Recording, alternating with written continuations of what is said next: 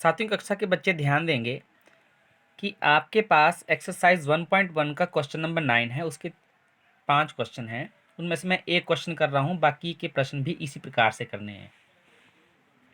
प्रश्न है हमारा कि -8 जमा -4, आगे बक्सा है और आगे -8 और -4 है।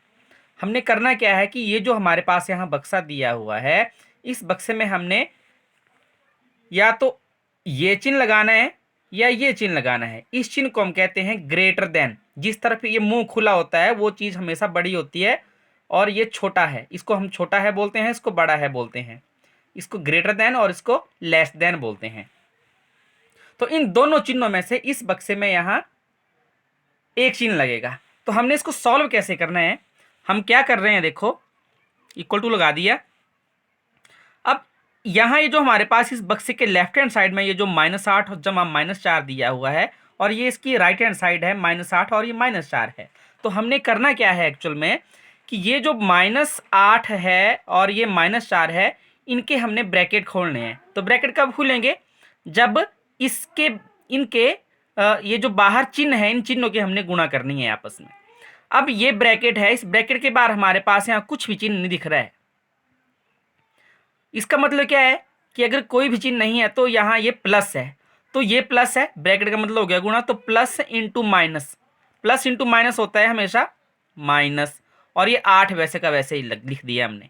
अब देखो उसका ब्रैकेट खुल गया है। ये ब्रैकेट पहले ये -8 जो था ये ब्रैकेट के अंदर था। अब जब हमने इसका ब्रैकेट खोला तो कैसे कैसे खुला ब्रैकेट, जब ये बाहर प्लस था, इस प्लस से हमने अंदर गुणा की।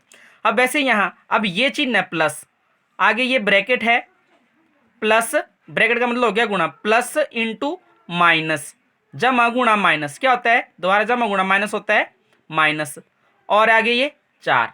तो इसका ब्रैकेट खुल गया, मतलब इस -8 का ब्रैकेट भी खुल गया, -4 का ब्रैकेट भी खुल गया। उसके बाद ये बक्सा वैसे का वैसे बना दिया हमने दोबारा से। अब वैसे यहाँ अब इस ब्रैकेट के बाहर कुछ भी चिन्ह नहीं है, मतलब जमा क्या है ये, तो जमा ब्रैकेट का मतलब हो गया गुणा, जमा गुणा माइनस, जमा गुणा माइनस हो गया माइनस, और आगे 8 वैसे का वैसे ही। आगे दोबारा से अब यहाँ माइनस है, यहाँ गुणा है, यहाँ माइनस है, तो माइनस इंटू माइनस हो गया प्लस, +4। अब देखो इनके ब्रैकेट खुल गए और राइट हैंड साइड में जो संख्या हमारे पास दी थी, इंटीजर्स दिए थे, उनके भी हमारे पास ब्रैकेट खुल गए। अब अगले स्टेप में क्या करना है, हमने इक्वल टू लगा दिया। अब ये -8 है, ये -4 है, ये दोनों संख्याएं हमारे पास माइनस की हैं। और मैंने आपको बताया था कि जब भी किन्हीं कोई दो संख्याएं आपके पास होंगी और उन दो संख्याओं के आगे माइनस का चिन्ह होगा, तो उन दोनों संख्याओं को, दो संख्याएं हो, 3 हो, 4 हो, जितनी मर्जी संख्या हो, अगर सभी संख्याओं के साथ माइनस का चिन्ह लगा होता है तो हम उन संख्याओं को आपस में जोड़ते हैं। तो इसका मतलब क्या हुआ कि ये -8 है, ये -4 है, तो इन दोनों संख्याओं को हमने आपस में जोड़ देना है। अब 8 जमा 4 हो गए 12, 12 हो गए ना। अब 12 जब हो गए तो 12 आने, ये जो 12 जो आएगा ये किसका आएगा, प्लस का होगा कि माइनस का होगा। तो मैंने आपको ये भी बताया था कि हमेशा जो बड़ी संख्या है हमारे पास, बड़ी संख्या के साथ जो चिन्ह होता है वही लगता है। अब यहाँ 8 और 4 में बड़ी संख्या है 8, अब इस 8 के आगे यहाँ माइनस का चिन्ह है ये, तो हमने क्या किया, इन दोनों संख्याओं को जोड़ दिया। जोड़ने के बाद हमारे पास जो 12 आया, ये 12 आएगा आपके पास माइनस का, तो आ गया -12। आगे ये बॉक्स वैसे के वैसे ही। अब यहाँ देखो क्या है, यहाँ थोड़ी सी सिचुएशन उल्टी है। ये -8 यहाँ वैसे का वैसे ही है, लेकिन यहाँ +4 है, इधर -4 था। अब यहाँ एक माइनस में है संख्या, एक प्लस में है संख्या। और जब भी इस प्रकार की सिचुएशन हमारे पास आती है कि एक संख्या माइनस में है, एक संख्या प्लस में है, या एक संख्या प्लस में है, एक माइनस में है, तो हम हमेशा उन संख्याओं को घटाते हैं। ये ध्यान रखना है, एक संख्या माइनस में है, एक प्लस में है, तो हमने हमेशा घटाना है, ये नियम है बेटा।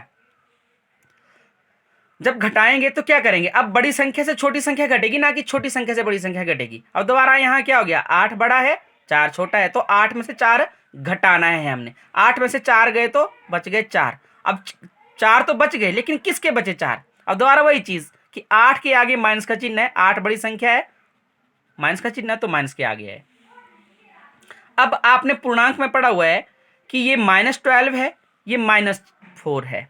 अब -12 और -4 में कौन कौन इंटीजर बड़ा होता है? ये दोनों नेगेटिव इंटीजर हैं, ऋणात्मक पूर्णांक हैं दोनों, और ऋणात्मक पूर्णांक में जो पूर्णांक पहले आता है वो बड़ा होता है और जो बाद में आता है वो उसकी वैल्यू उतनी ही कम होती जाती है। तो संख्या रेखा के ऊपर -4 आपका पहले आएगा और -12 आपका बाद में आएगा। तो इसका मतलब क्या हुआ कि ये जो -12 है ये -4 से छोटा है, अर्थात कि -4 जो है बड़ा है -12 से। अब देखो इस तरफ चिन्ह खुला हुआ है, ये इसका मुंह यहाँ खुला हुआ है, और मैंने आपको बताया था कि जिस तरफ मुंह खुला होता है वो संख्या हमेशा बड़ी होती है। अब इस तरफ मुंह खुला है तो इसका मतलब क्या हुआ कि -4 बड़ा है और -12 छोटा है। आशा करता हूँ कि आपको ये समझ आ गया होगा।